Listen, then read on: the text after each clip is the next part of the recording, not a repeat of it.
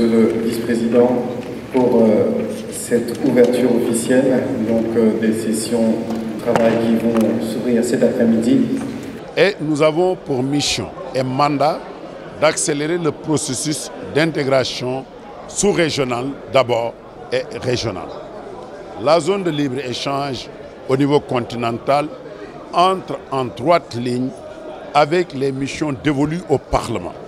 C'est la raison pour laquelle nous devons faire une appropriation de ce sujet, de cette thématique combien importante et pour voir le rôle que nous devrions jouer.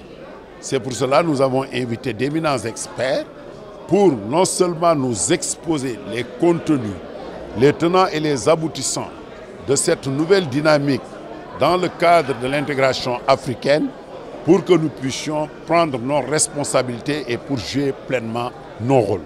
Le Maroc a réintégré l'Union africaine.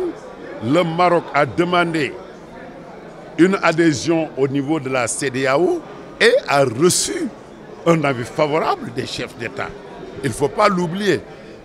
L'obstacle qui règne aujourd'hui, c'est que certains pays de la CEDEAO sont réticents et ont demandé qu'on puisse analyser et évaluer l'impact de l'adhésion du Maroc au niveau de la CEDEAO.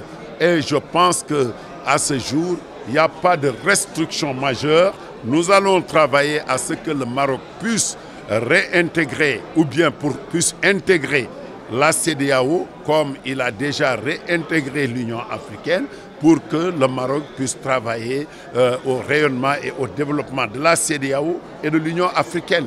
Le Maroc constitue un État incontournable qui constitue un trait d'union entre le nord et le sud. Nous devons donc œuvrer à ce que le Maroc puisse venir intégrer la CEDEAO pour que notre bloc sous-régional puisse être plus dynamique, plus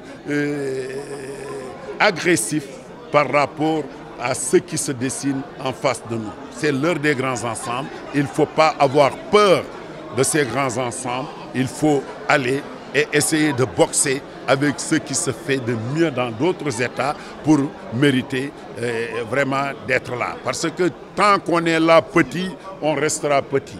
Il faut avoir le courage de boxer avec les grandes puissances pour être grand.